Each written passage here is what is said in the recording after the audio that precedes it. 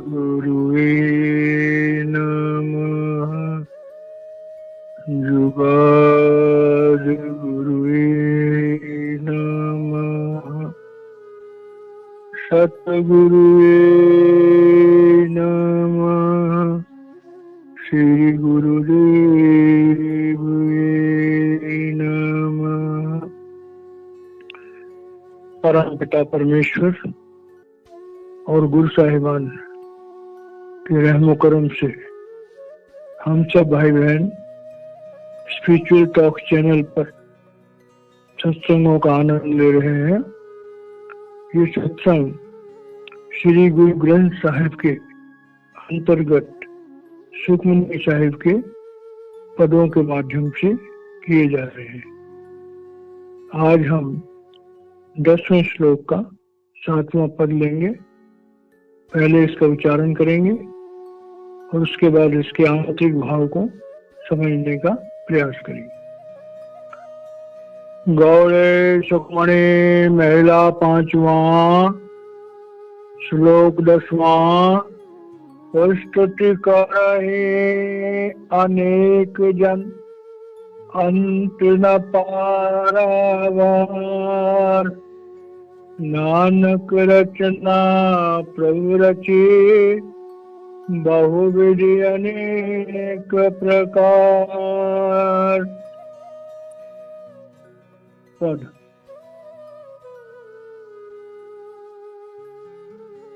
कई कोटि खाणी अरखंड। कई कोटि आकाश ब्रह्मांड। कई कोटि होए अवतार। कई जुगति कीनो विस्तार। कई बार पसरियो पासार। सदा सदा एक एकंकार। कई कोटि कीने बहुभांति। प्रभु ते होए प्रभु माहि समाति। ताका अंत ना जान कोई। आप नानक प्रभु सोई। प्यारे भाइयों और बहनों,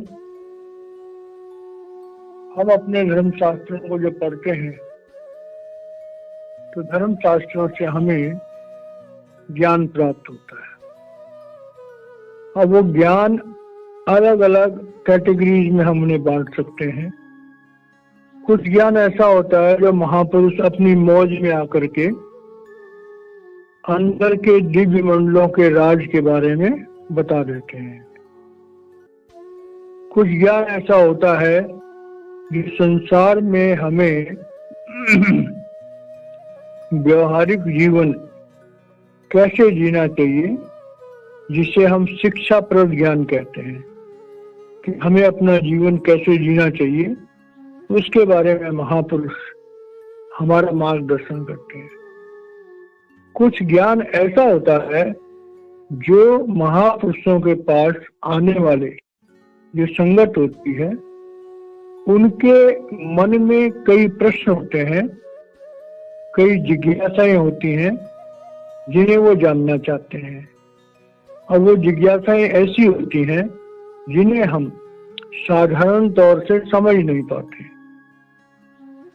बड़ी जटिल बातें होती हैं। अब उन बातों को महापुरुष अपने अंदाज से बयान करते हैं, क्योंकि लोग जो है जब महापुरुषों के पास आते हैं तो अक्सर पहले वो अपने शारीरिक, मानसिक, पारिवारिक, सामाजिक, धार्मिक परिस्थितियों में जो ऊंच नीच होती है उनके बारे में महापुरुषों से बात करते हैं। जब उनकी सांसारिक बातें कुछ शांत होती हैं, तब वो परमात्मा की सृष्टि के राजों को जानने के बारे में बात करते हैं। तो इस पद में श्री गुरु अर्जुन देव जी महाराज अपने शिष्यों के मानसिक तौर से समझने की जो इच्छा है उसके मुताबिक इस शब्द को उच्चारण कर रहे हैं। क्योंकि ये पृथ्वी जिस पर हम रहते हैं, क्योंकि हम लोग तो पृथ्वी पर रहते हैं, पृथ्वी एक प्लेनेट है, एक ग्रह है, और ऐसे करोड़ों अरबों खरबों ग्रह और बना रखे प्रभु ने। तो हमारी शुरुआत जो है पहले इस पृथ्वी से होती है, इस शरीर से होती है। फिर हम देखते हैं कि हमारे चारों तरफ जो है बहुत सारी पेड़ पौधे हैं, जंगली जानवर हैं, पालतू जानवर हैं, कीड़े मकोड़े हैं। हम इन चीजों के बारे में जानना चाहते हैं कि वे इनकी उत्पत्ति कैसे हुई। तो इस शब्द के माध्यम से श्री गुरु अर्जुन देव जी महाराज में कह रहे हैं कि कई कोटि खानी अरखंड, कई कोटि खानी अरखंड। अब ये बात भी गहराई समझने वाली है कि आमतौर से हम ये कहते हैं खानी, चार खानियां। अब पृथ्वी पर जितने भी जीव पैदा हुए वो चार तरह से पैदा हुए। एक है उद्भिज जो मिट्टी से पैदा हुए, एक है श्वेतज जो पसीने के या मौसम के परिवर्तन से पैदा हुए, एक है अंडज जो अंडे से पैदा हुए, एक है जेरज जो झिल्ली से पैदा हुए। और ये चार जो तरीके हैं सृष्टि के, ये 84 लाख योनियों की उत्पत्ति के, इन्हें हम तीन भागों में डिवाइड करते हैं। एक है जलचर जो पानी में रहते हैं, दूसरा है थलचर जो जमीन पर रहते हैं, और तीसरा है नवचर जो आकाश में विचरते हैं। तो कह रहे हैं हम तो यही जानते हैं कि चार तरह से पैदा होते हैं और तीन तरह से जल, थल और आकाश इसमें विचरते हैं। लेकिन इसके बाद इस पृथ्वी से बड़े हजारों लाखों करोड़ों प्लेनेट और हैं, और उन प्लेनेटों में भी रचनाएं हैं, जीवात्माएं रहते हैं। जैसे बार बार हम लोग यूट्यूब पे सुनते हैं एलियंस के बारे में कि वे ऐसी जीवात्माएं जो दूसरे ग्रहों पर रहती हैं। तो श्री गुरु अर्जुन देव जी महाराज बता रहे हैं कि भाई हम तो ये सोचते हैं इस पृथ्वी पे चार तरह के जीवों के पैदा होने के साधन हैं, तीन तरह से वो रहते हैं, जलचर, थलचर, नभचर। लेकिन कह रहे ऐसी बात नहीं है, ऐसे करोड़ों और तरीके हैं जिनसे जीवात्माएं प्रकट होती हैं। अलग अलग प्लेनेट पर जीवात्माएं मौजूद हैं और उनके पैदा होने से उनके डेवलपमेंट के तरीके करोड़ों हैं। अब ये बात बड़ी गहराई से समझने वाली है। वैसे इस ज्ञान का हमारी आध्यात्मिक उन्नति से कोई ताल्लुक नहीं है, लेकिन मनुष्य जो है वो थ्योरेटिकली मन बुद्धि के दायरे में परमात्मा की रचनाओं के बारे में बहुत कुछ जानना चाहता है, चाहे उसकी समझ में आए और चाहे उसकी समझ में ना आए। अब ऐसे ही खंड है तो 9 खंड पृथ्वी कहा जाता है कि वे परमात्मा ने जितनी रचना रची, जितने करोड़ों अरबों ब्रह्मांड बनाए, इनको 9 भागों में डिवाइड किया था। तो 9 खंड पृथ्वी, और 9 खंड पृथ्वी हमारा शरीर भी है, जिसके बारे में कहा जाता है कि जो ब्रह्मंडे सोई पिंडे जिन खोजा तिन पाया। अब पीपा परणावे परम तत्व सदगुरु दिया लिखा है। पीपा जी जो कहते हैं कि भाई जो ब्रह्मांड, जो भी प्रभु की ब्रह्म तक की रचनाएं हैं, वो 9 खंड पृथ्वी के 9 खंड के रूप में है, और वो 9 के 9 खंड जो है हमारे शरीर के अंदर विराजमान है। लेकिन उससे समझने के लिए प्रणव की ध्वनि का सहारा लेना पड़ता है। अब देखिए इस बात को हम और गहराई से समझें। आज साइंस ने ये प्रूव कर दिया है कि हमारा जो मस्तिष्क है, हमारा जो ब्रेन है, एक आम इंसान अपने ब्रेन का 5% ही उपयोग कर पाता है। जो लोग बहुत इंटेलिजेंट होते हैं वो 6-7% कर लेते हैं। जो बड़े बड़े साइंटिस्ट होते हैं, बड़े बड़े आविष्कार करते हैं, वो 8-9% कर लेते हैं। तो मतलब ये सोचो कि दुनिया का कितना इंटेलिजेंट इंसान है, 8-9% से ज्यादा इस मनुष्य मस्तिष्क का कोई इस्तेमाल नहीं कर सकता। मतलब क्या होगा कि 91% हमारे मस्तिष्क में क्या है हम नहीं जानते। तो हमारे मस्तिष्क में जब से हमारी आत्मा प्रभु से अलग हुई तब से लेकर के और आज तक का रिकॉर्ड हमारे मस्तिष्क में है। इसीलिए योग साधनाओं में जब हमारी समाधि लग जाती है तो हमारी आत्मा हमारे मस्तिष्क में घुस जाती है और फिर उस मस्तिष्क में हमारे पिछले जन्मों के अनुभव और प्रभु की और रचनाएं, उनका सारा अंदर देखा जोखा है। जैसे आज हम देखते हैं कि पेन ड्राइव होते हैं, चिप्स होते हैं, उनमें हजारों हजार लाखों करोड़ों इंफॉर्मेशन एक छोटे से पेन ड्राइव में आ जाती है। चिप्स होते हैं, एक छोटा सा मेमोरी चिप होता है, उसमें हजारों घंटे की मेमोरी आ जाती है। इसी तरह हमारे ब्रेन में ब्रेन सेल्स हैं, छोटे छोटे चिप्स हैं, उसमें सारी चीजें ऑडियो वीडियो के रूप में मौजूद है। ये साइंस से आई है।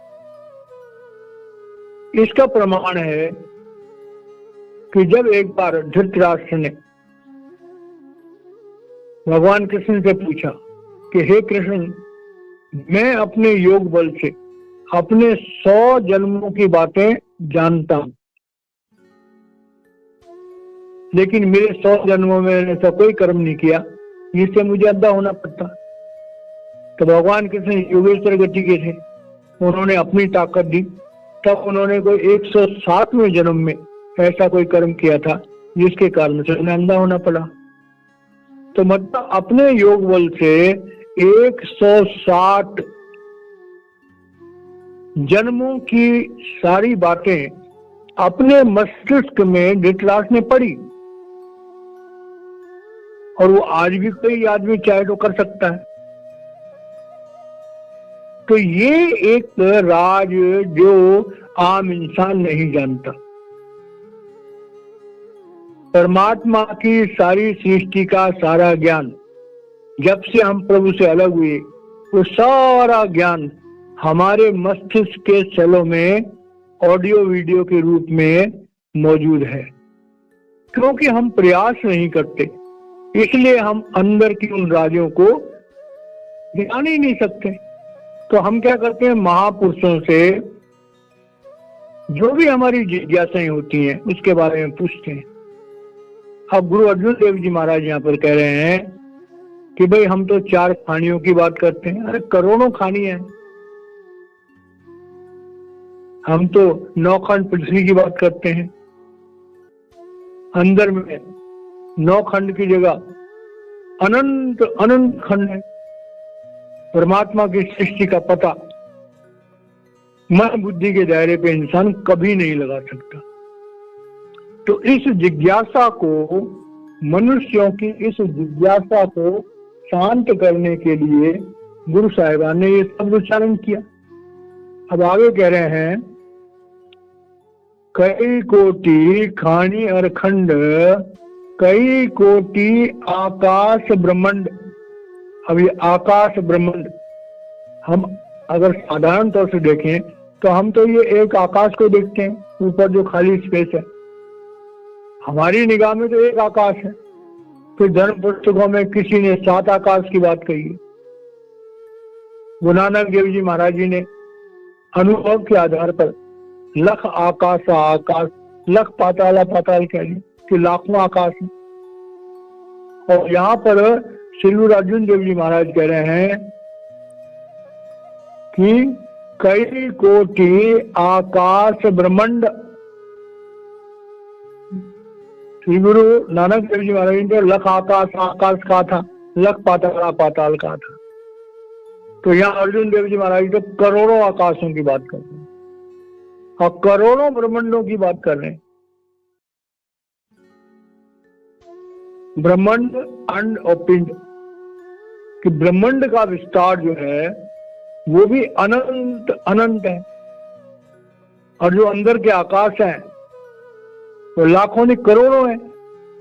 अब इन बातों को लफ्जों के आधार पर समझना, मन बुद्धि के आधार पर समझना असंभव है, लेकिन अपने भक्तों की, अपने शिष्यों के उस जिज्ञासा को पूर्ण करने के लिए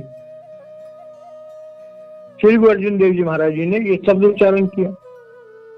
अब कई कोटि आकाश ब्रह्मांड एक आम आदमी क्या समझ पाएगा?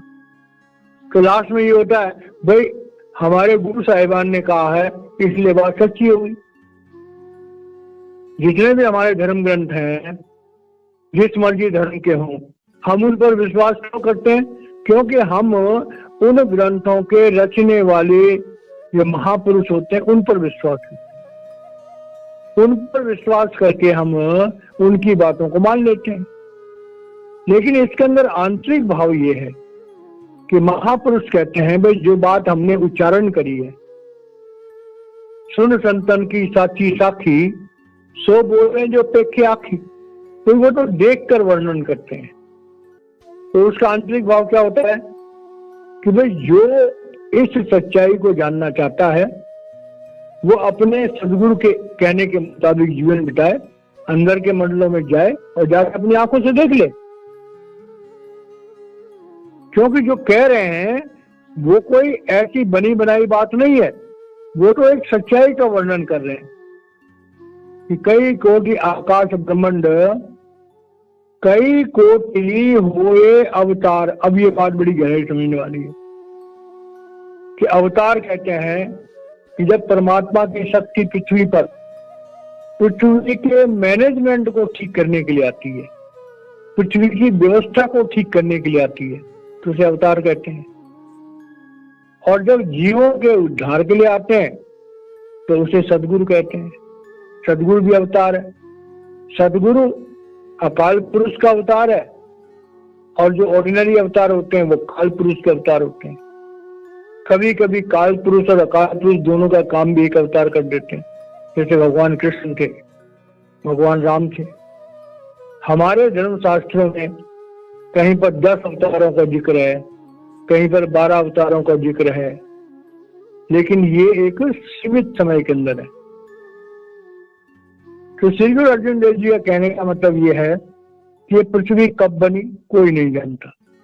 मोटे मोटे तौर पर एक अंदाजा समझ में आता है। मेरे गुरुदेव कहा करते थे कि महापुरुषों के जो वचन हैं उनके आधार पर ऐसा माना जाता है कि जो ये मौजूदा पैदाइश है, जिस संसार को आज हम देख रहे हैं, ये कई 4 अरब साल पहले प्रलय हुई थी, उसके बाद की ये सारी की सारी डेवलपमेंट है।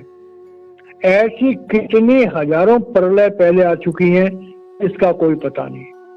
ये पृथ्वी कब बनी कोई प्रमाण किसी के पास नहीं है। तो जब इस पृथ्वी का कोई प्रमाण नहीं है कि हजारों बार ये पृथ्वी जो है प्रलय आई, हजारों युग बीते, लाखों युग बीते, और हर युग में प्रभु ने अवतार लिए, तो कह रहे हैं कई कोटि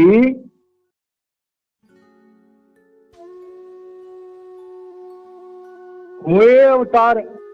तो कह रहे करोड़ों बार जो है इस पृथ्वी पर परमात्मा का अवतार रूप और सदगुरु रूप आ चुका है। तो इसका आंतरिक मतलब क्या हुआ कि कोई नहीं जानता ये पृथ्वी कब बनी, ये सिलसिला कब से चल रहा है, कितनी बार सतयुग, त्रेता, द्वापर और कलयुग आ चुके हैं। हजारों लाखों बार सतयुग, त्रेता, द्वापर और कलयुग आ चुके हैं। और उसका प्रमाण देख लो, आज भी जब खुदाई होती है तो हजारों लाखों साल पुराने प्रमाण मिलते हैं। पृथ्वी पर मनुष्य के या सभ्यता के होने के प्रमाण मिलते हैं। तो इस तरह से कह रहे हैं कि भाई कोई हम अगर 2-4 अवतारों के बारे में जानते हैं या महापुरुषों के बारे में जानते हैं, तो ऐसे अवतार और महापुरुष करोड़ों बार आ चुके हैं। तो कह रहे हैं कई जुगत कीनो विस्तार और कई बार पसरियो पासार। अब ये बात बड़ी गहराई समझिए, कई जगत जुगत कीनो विस्तार। अब ये पृथ्वी का जो विस्तार हुआ, सचखंड से लेकर के, प्रब्रह्म से लेके, ब्रह्म से लेके, अंड से लेकर और पिंड तक, ये जो रचना बनी तो प्रभु ने बनाई। अब प्रभु ने इसको जुगत कहते हैं तरीके से। अब इस जुगत शब्द को समझने के लिए हमें एक बार दोबारा से पृथ्वी की शुरुआत से समझना होगा। वो परमात्मा जो अदृश्य, अगोचर और अनामी है, जिसे न किसी ने देखा न कोई देख पाएगा, तो उसकी इच्छा हुई कि मैं प्रकट हूं, तो उसने शब्द और प्रकाश का रूप धारण किया। फिर उसकी इच्छा हुई कि एको अहम बहुश्याम, मैं एक से अनेक हो जाऊं, तो अनंत अनंत उसके रूप बन गए। फिर उसकी इच्छा हुई कि मेरे रूप जो है वो इंडिविजुअल आइडेंटिटी में चले जाए, तो निरामय कोश बन गया। निरामय कोश में आत्माएं कैद हो गई, प्रब्रह्म का देश बना। फिर प्रभु की इच्छा हुई कि रचना आगे बढ़े, तो प्रभु ने अपना रूप काल निरंजन का प्रकट किया। तो काल निरंजन ने जो है वो आगे की रचना करी।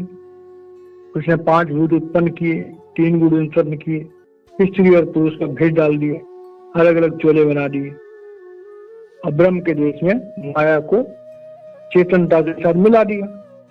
तो इस तरह से जो उसने रचनाएं करी, तो समय समय पर जो है काल पुरुष ने अकाल पुरुष से ताकत लेकर के, उनसे आज्ञा लेकर के, उन्होंने बार बार इस जो रचनाएं हैं इनका विस्तार किया।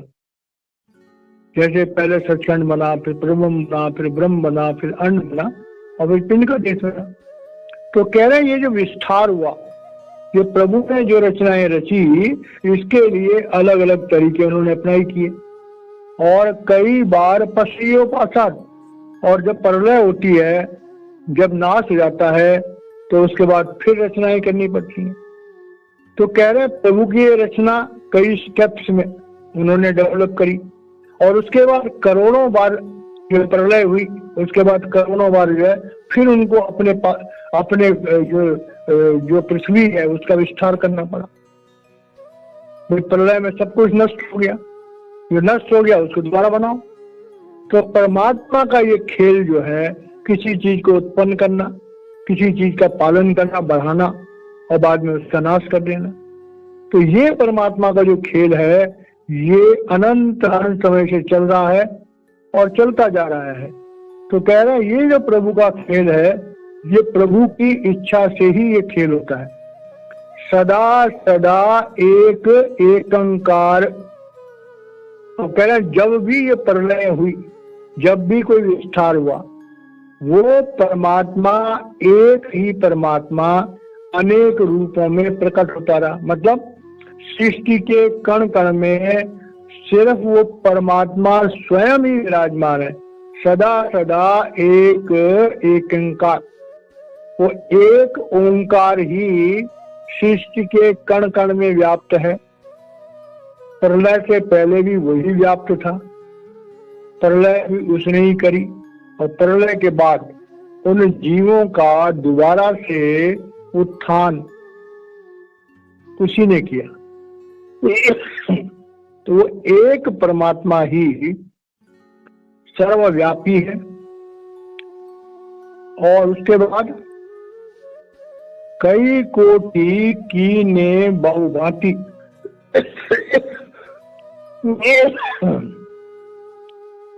प्रभु ते होए प्रभु माई समाति। अब वही वाली बात है कि परमात्मा ने करोड़ों बार इस पृथ्वी को जन्म दिया, इस पृथ्वी पर उत्थान किया, 84 लाख योनियों को पनपाया, उनका विकास किया, फिर प्रलय हो गई, फिर सब नष्ट हो गया।